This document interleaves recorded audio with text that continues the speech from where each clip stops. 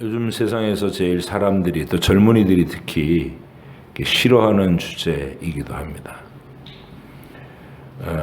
자기보다 먼저 태어나서 나이가 좀 많다고 해서 또 지위가 높다고 해서 개인의 자유를 침해하면서 뭔가 주장하거나 시켜먹거나 괴롭히거나 이러는 인식으로 권위라는 것을 생각하기 때문입니다.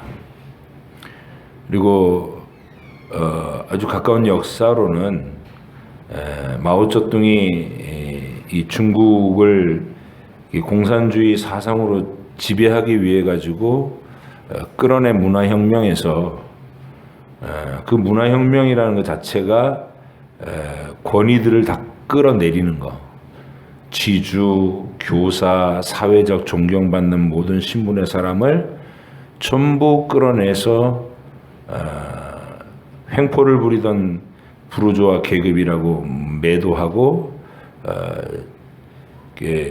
죽이고 가문을 몰살하고 이러는 과정이 있었어요. 68 대혁명이라고 부르는데 가장 그 큰 줄거리가 권위를 해체하는 겁니다. 그 이후로 이제 그 68년도 이후에 모든 세대들은 그 권위라는 말을 그런 식으로 이해하는 거예요. 저항해야 될 대적, 무너뜨려야 될 이 사회의 악. 또 많은 잘못된 권위가 그렇게 횡포를 부린 역사가 있죠. 긴 인류의 역사에서 권력과 권위를 하나님의 뜻대로 쓰지 않고 자기의 야망과 욕구 충족으로 해서 쓰는 사람들은 뭐 삼국지 같은 데만 봐도 천하를 거머쥐기 위해서 거의 뭐 병졸들의 목숨, 백성들의 목숨은 파리 목숨처럼 여기잖아요. 몇만 명 막 몇십만 명 죽는 것은 눈도 끔찍 안 하고 마치 장기판에 말 두듯이 그렇게 사람을 보고 있는 그런 관점이 있는 거예요. 근데 권위라는 것은 쓰는 쪽도 그렇게 해서는 안 되고 또 권위를 대하는 쪽도 그렇게 해서는 안 되는 게 왜냐하면 권위의 출발점은 하나님이기 때문에 그렇습니다.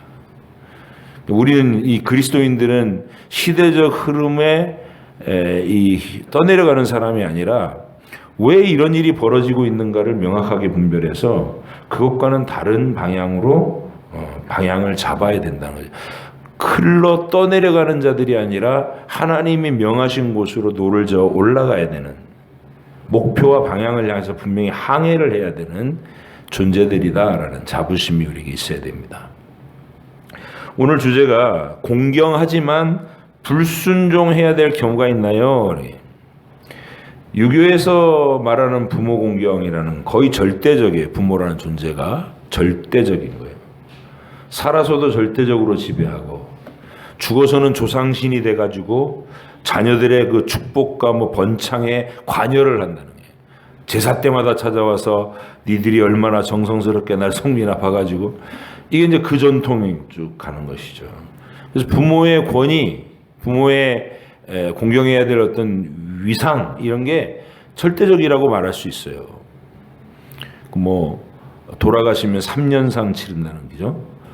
무덤 옆에다 움막을 지어놓고 아예 모든 생활을 올수도 파는 거예요. 그걸 사회적으로 지위가 높고 낮거나 다 용인돼 주는 거예요. 야, 이거 부모에게 효도하느라고.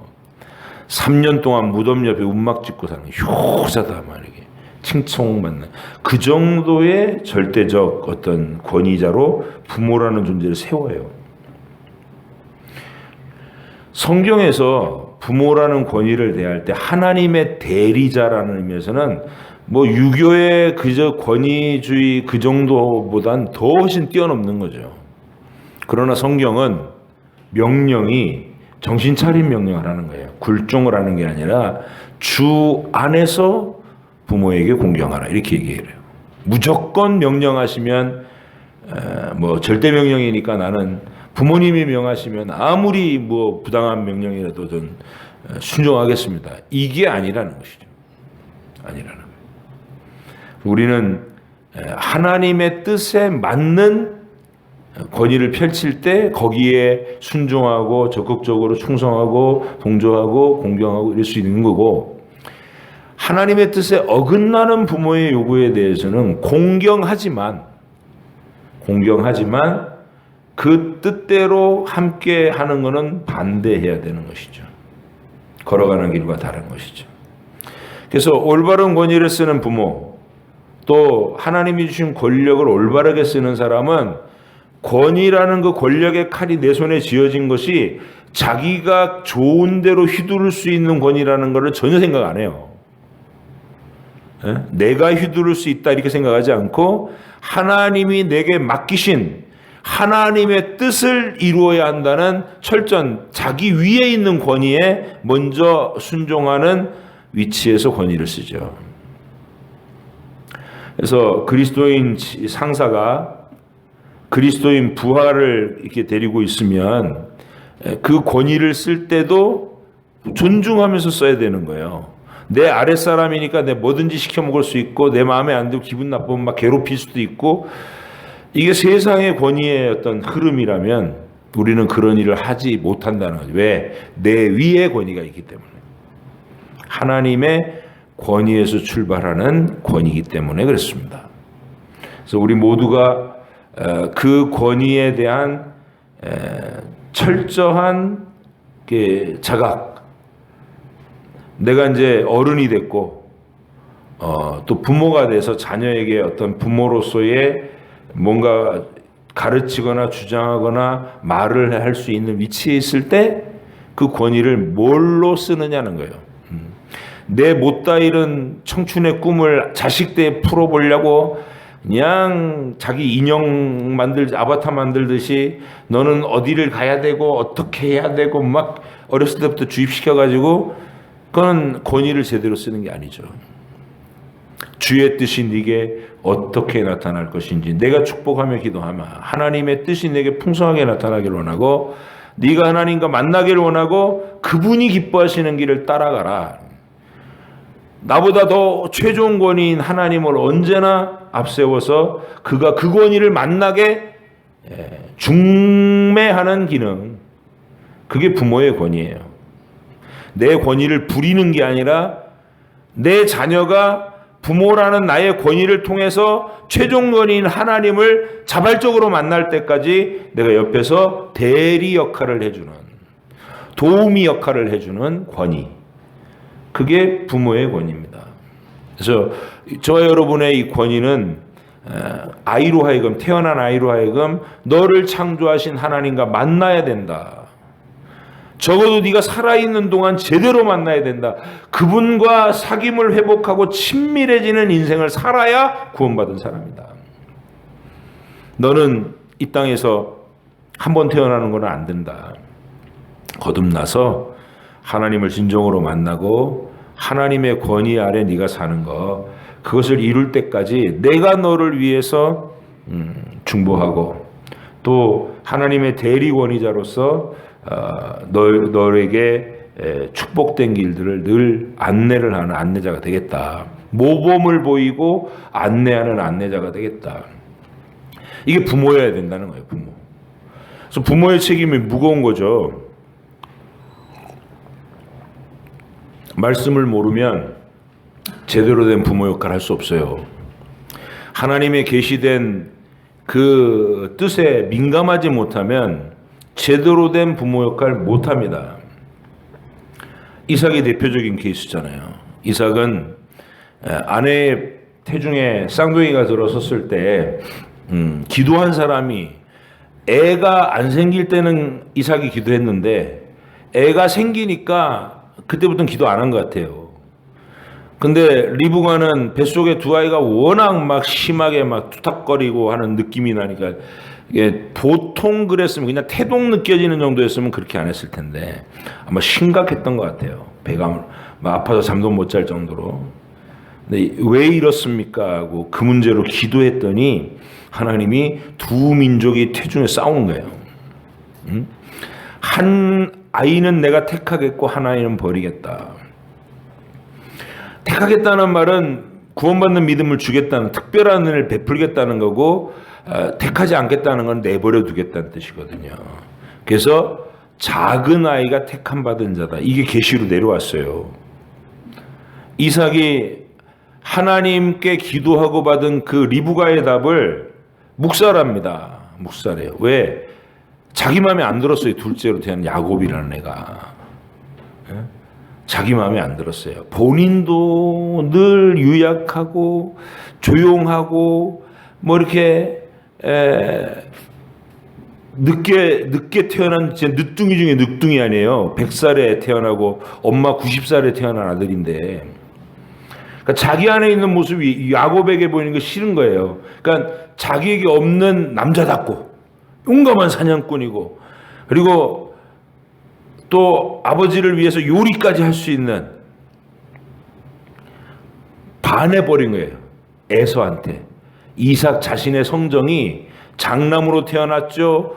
용감한 사냥꾼이죠. 요리도 잘하죠. 아버지한테 끔찍이 잘하죠. 순전히 자기 입장에서의 마음에 드는 대상으로 에서 이렇게 돼서 평생 눈이 어두운 채로 에서를 싸고 들어온 거예요. 그 어두운 영성이 야곱을 평생 그 혼자 일어서게 만드는, 그 야곱도 야곱대로 아버지 사랑 못 받았으니까 긴 여정 동안에 방황을 하는 이유가, 아버지가 안정된 아버지의 지도력으로 어렸을 때부터 영적 권위를 이렇게 잘 가르쳐 줬으면 야곱이 130살까지 그런 식으로 요리밴들 하면서 빠져나가지 않을 수 있었겠죠. 그러니까 이삭의 책임이 커요. 마지막 눈이 어두워서 눈이 안 보일 정도까지 돼서도 그때까지도 애서 리브가가 말만 안 하지, 그런 소리가 어딨어, 장남으로 태어난 애가 하나님의 계승자지 막 이러면서 묵살하기나 하고, 마지막에 근데 결국 리브가가 거의 뭐 저주를 각오하고 결단을 하고 밀어붙인 거 아니에요? 그러니까 그때 하나님이 역사하셔가지고 이삭한테 떨림이 있었어요. 기도하면서 속아서 기도하지만 떨림이 있었다고. 그래서 에서가 금방 들어왔는데 그게 무슨 몇 달 걸린 것도 아니에요. 속아서 기도하고 떨림이 있었는데 애 나가고 나서 바로 들어왔어요. 근데도 취소 이 말을 못하는 거예요. 왜? 하나님 뜻이 그제 봤거든. 부모 노릇에 책임감이 있는 겁니다.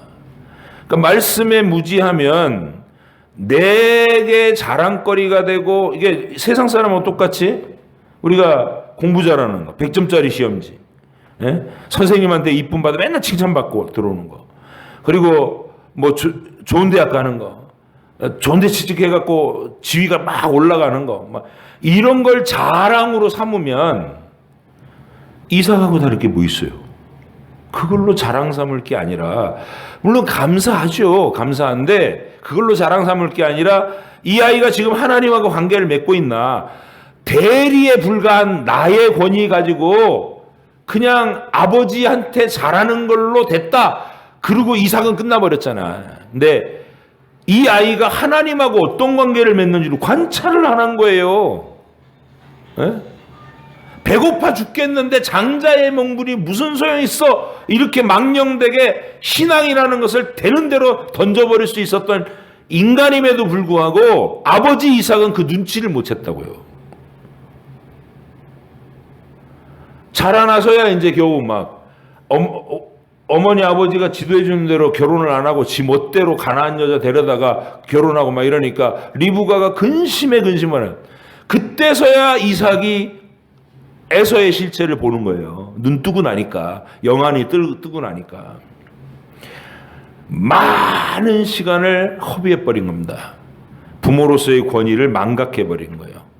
다시 말씀드립니다. 우리가 하나님 대리예요. 부모는 하나님 대리인데, 하나님 대리라면 내가 대리 역할을 하는 거예요. 이 아이하고 하나님하고 매일 지금이라고 하는 현재에 어떤 관계를 맺고 있나를 관찰하셔야 돼요.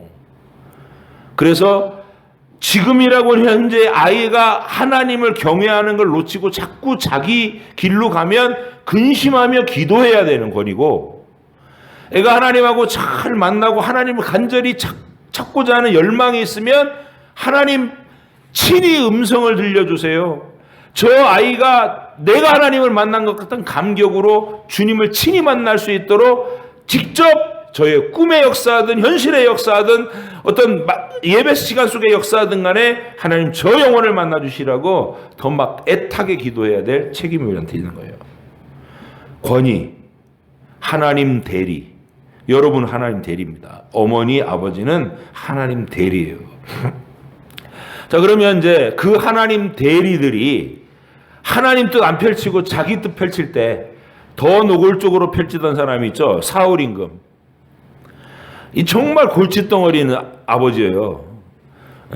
요나단한테도 골칫덩어리인 아버지고 사위인 다윗한테도 골칫덩어리인 장인이었어요. 하나님의 뜻은 아예 상관도 없이 자기 체면만 생각하는 사람이에요. 사무엘이 하나님께 불순종하는 것 그렇게 맹렬하게 아주 준열하게 꾸짖고 하나님이 당신을 버렸다 그렇게까지 표현하는데도 옷자락 붙들고 그래도 나랑 같이 신하들 앞에 갑시다 이러는 거예요. 왜 그런 거 아니? 사무엘을 통해서 하나님 공경하는 마음 때문에 이런 게 아니라 당신이 이러고 그냥 가버리면 내 체면이 뭐가 되느냐는 거예요. 내 체면이. 그게 사울이에요. 하나님 명령은 그냥 지 생각대로 막 다 어긋나게 하는 게 다반사고, 그리고 자기 기념비 세우는 거는 아주 그냥 열심히 하고. 사울이 오늘 여기 다녀가다 이런 건 되게 좋아하는 거예요. 그런 사람이었어요. 그러니까 하나님의 뜻에 반하는 이 시기심에 사로잡혀가지고, 아니 민족적으로 굴욕감을 느끼게 했던 골리앗 장군, 하나님의 이름도 욕하고 이스라엘 군대를 욕하고 이스라엘 왕도 조롱했던 그 골리앗 앞에 믿음의 용기로 담대하게 섰던 다윗을, 백성들이 다윗은 만만이고 사울은 천천히다 이렇게 했다고 그 시기심에 눈이 헷가닥 돌아가지고 그때로부터 평생도록 다윗 죽이겠다고 쫓아다녔던 인물이 사울이라고 해요. 도대체 영적인 권위라고 얘기할 때 왕이라는 신분이 있고 죽이고 살릴 수 있는 권한이 있는 그 권력은 있었지만 사울 임금에게 무슨 권위가 있냐고요. 하나님 대리한 권위가 요나단에게도 없고 다윗에게도 없어요. 자, 우리는 이제 그 권위를 대했던 경건한 두 인물을 보는 거예요. 경건한 두 인물. 요나단도 경건했고 다윗 못지않게 경건했죠. 요나단도. 근데 요나단이 아버지 사울을 어떻게 대하는가? 공경했어요. 끝까지. 그러나 아버지가 다윗을 죽이려 하는 그 문제에 대해서만큼 절대로 찬성하지 않고 담대하게, 어찌하여 그를 죽이려 하십니까? 그가 뭘 잘못했다고 죽이려 하십니까? 우리의 민족적인 굴욕과 위기 속에서 우리 민족을 건져낸 하나님의 일꾼으로서의 다윗 아닙니까? 왜 그를 죽이려 하십니까? 이렇게 담대하게 얘기했어요. 자, 사무엘상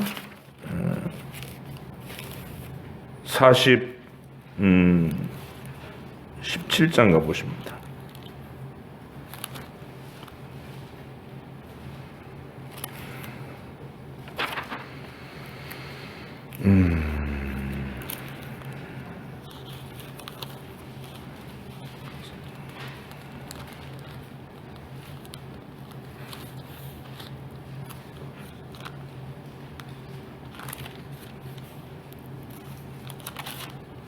사무엘상 20장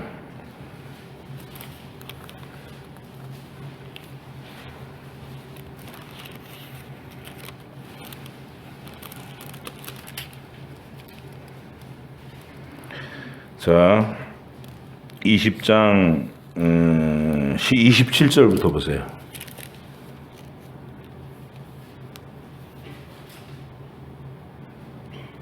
같이 읽겠습니다. 시작. 이튿날 곧 그 달의 둘째 날에도 다윗의 자리가 여전히 비었으므로 사울이 그의 아들 요나단에게 묻되 이새의 아들이 어찌하여 어제와 오늘 식사에 나오지 아니하느냐 하니 요나단이 사울에게 대답하되 다윗이 내게 베들레헴으로 가기를 간청하여 이르되 원하건대 나에게 가게 하라. 우리 가족이 그 성읍에서 제사할 일이 있으므로 나의 형이 내게 오기를 명령하였으니 내가 내게 사랑을 받거든 내가 가서 내 형들을 보게 하라 하였으므로 그가 왕의 식사 자리에 오지 아니하였나이다 하니 사울이 요나단에게 화를 내며 그에게 이르되 폐역무도한 계집의 소생아 네가 이새의 아들을 택한 것이 내 수치와 내 어미의 벌거벗은 수치됨을 네가 어찌 알지 못하느냐. 이새의 아들이 땅에 사는 동안은 너와 네 나라가 든든히 서지 못하리라. 그런즉 이제 사람을 보내어 그를 내게로 끌어오라. 그는 죽어야 할 자인이라 한지라. 요나단이 그의 아버지 사울에게 대답하여 이르되 그가 죽을 일이 무엇이니까 무엇을 행하였나이까. 사울이 요나단에게 단창을 던져 죽이려 한지라. 요나단이 그의 아버지가 다윗을 죽이기로 결심한 줄 알고 심히 노하여 식탁에서 떠나고 그 달의 둘째 날에는 먹지 아니하였으니 이는 그의 아버지가 다윗을 욕되게 하였으므로 다윗을 위하여 슬퍼함이었더라. 네. 아버지의 망발 앞에서 경건한 요나단이 보였던 슬픔. 근데 이 요나단은 그렇다고 해서 아버지 버리고 반역을 일으킨 압살롬처럼 아버지 다윗한테 막 칼을 겨누고 이런 거 안 하잖아요. 같이 길보아 전투에 참석해서 아버지 전사할 때 같이 장렬하게 전사한 사람이 요나단이에요. 그러니까 권위는 공경하지만 그가 하나님을 대적하며 나가는 그 길에는 찬성하지 않을 수 있는 용기. 이게 우리가 기독교의 영성, 성경이 말하고 있는 권위에 대한 진정한 존중은 그 권위가 하나님 뜻에 맞는 명령을 할 때는 순종하고 하나님의 뜻을 거스르는 명령을 할 때는 공경하지만 거부하는, 이게 있어야 돼요. 공경하지만 거부하는. 간곡하게 말해서 하나님을 이게 부모를 말씀과 어긋나는 부모라면 말씀으로 견책해야 되죠. 말씀으로 일깨워 드려야 되는 거예요. 성경의 길은 이겁니다. 사울한테 지금 그렇게 하는 거죠. 아버지 정신 차리세요. 그렇게 얘기하는 거예요. 그러나 그 곁을 끝까지 지키는 공경은 하나님이 주신 권위는 인정하고, 자, 똑같은 다윗이 사울은 장인으로 만나고 왕으로 만난 거 아니에요. 하나님이 세우신 권위. 근데 다윗은 더 멋있어요. 죽일 수 있는 기회를 2번이나 가져요. 우연의 일치로. 어쩌면 하나님의 테스트였을지도 몰라요. 어떻게 그런 우연이 일어나요? 자기가 그 수많이 뻥뻥뻥뻥 뚫려 있는 굴에, 예? 광야 도피 생활하면서 왕이 3,000명을 그들 수색대를 이끌고 와서 막 수색을 해야 되는데 뻥뻥뻥뻥 뚫린 굴이 하도 많으니까 그 속에 하나 숨어 있으면 못 찾는 거 아니에요. 일일이 다 들어가 보고 나왔다 이렇게 할 수 없으니까. 그래서 어느 깊은 굴에 숨어 있는데 하필 그 굴에 들어와서 뒤를 보시냐고, 왕께서. 다윗과 부하들은 깊은 굴 속에 있고 사울은 저 입구에서 볼기를 까고 이제 볼일을 보고 있는 그 상태의 무방비함이라는 것은 부하들이 칼 들고 찌르서서, 이 하나님이 주신 기회 아닙니까? 그들의 눈은 그랬어요. 근데 다윗의 관점은 전혀 달랐죠. 하나님이 기름 부어 세우신 왕이다. 내 손으로 패할 수 없다. 하나님이 스스로 전쟁에서 죽든지 병들어 죽든지 하나님이 패하실 때까지 나는 그 권위 아래 있어야 된다. 이게 다윗의 입장이에요. 야, 이게 성경으로 읽기는 은혜로워도 우리가 현실에서 이 선택을 해보라고 한번 생각을 해보세요. 이게 되나? 지금 나를 지금 10년이 넘도록 매일이 목숨이 왔다 갔다 하는 공포 상황에서 살게 만드는 원흉인데 죽일 수 있는 절호의 찬스가 왔는데 하나님이 세우신 분이니까 하나님이 피하실 때까지 기다려야 돼. 이게 쉽냐고요. 그만큼 다윗의 하나님의 권위 아래 엎드리는 믿음이 대단한 것이었어요. 그래서 저와 여러분들이 이 권위, 그 대리자는 대리자일 뿐이고 그 그 대리자 너머에 있는 하나님을 늘 뵐 수 있는 그 최종 권위를 항상 배울 수 있는 우리의 마음이 되기를. 그것도 2번이나 테스트를 했는데 2번 다 통과했어요, 다윗이. 그래서 다윗이 하나님의 위대한 왕으로 세우심을 받았고, 여러분과 제가 단순하게 무조건 부모님을 공경한다, 무조건이 아니라 우리는 주 안에서 공경합니다. 부모가 주의 뜻을 거스리는 쪽으로 가면 부모라고 해서 공경 그래갖고 가만히 있어서는 안 되고 간곡하게 알려드려야 됩니다. 일깨워드려야 됩니다. 말씀의 진리는 이겁니다. 아버님 정신 차리십시오. 이렇게 얘기할 수 있어야 됩니다. 우리가 하나님의 최종 권위를 늘 보시는 귀한 여러분들로 권위를 쓰실 때에도 내한테 주신 무슨 그 칼자루 휘둘러 대듯이 해서는 안 되고, 하나님이 펼치시는 뜻을 이 아이에게 중개해주는 중재자다. 나는 중매자다. 이 아이와 이 대상과 하나님 사이가 제대로 연결되고 있는지를 늘 관찰해보는, 그리고 돕는 권위로 여러분의 권위를 쓰시고, 그리고 위에 있는 권위를 인정할 때에는 하나님 때문에 그 사람의 부당하고 불합리하고 억울한 면까지도 겪으며 견디는 사람, 그게 하나님을 경외하는 사람의 특징이다. 다윗이 전형적인 모범을 보여줬고요, 요나단도 모범을 보여줬고, 신약의 바울사도는 뭐라 그러냐면, 베드로와 사도들은 뭐라 그러냐면, 까다로운 주인을 만나서, 노예 얘기예요. 노예인데 주인을 까다롭게 만나면 그 노예는 평생 고달픈간이에요. 근데 까다로운 주인을 만나가지고 괴롭힘을 당하더라도 하나님을 생각하고 참으면 하나님 앞에서 아름답다. 이렇게 하나님이 아시고 기억하신대요. 그런 관점에서 우리가 부당한 권위에 대해서 하나님을 바라보면서 견디는 게 있어야 되는 거예요. 다윗처럼. 딱 그 말이죠. 다윗처럼. 그래서 여러분이 사시는 하루하루 동안에 권위라는 주체는 언제나 하나님 출발점이고, 하나님과 연관지어서 생각하는 것이 늘 습관적이 돼야 된다. 부모도 내 권위가 아니라 하나님 권위를 대리해서 보여줘야 되고, 자녀도 눈에 보이는 부모가 하나님 대리다라는 걸 알고 하나님을 섬기듯이 존중하는 거. 그게 부모든 상사든 아니면 상급자, 직장의 오너든 간에 어떤 위치의 사람이든 권위는 하나님의 것이다. 깨달아서 분별 있게 권위 아래 굴종도 아니고, 그러니까 굴종도 아니고 권위를 존중하고 하나님을 존경하듯이 경외할 줄 아는 균형 잡힌 안목의 사람들이 되시기를 주의 이름으로 부탁드립니다. 기도하겠습니다.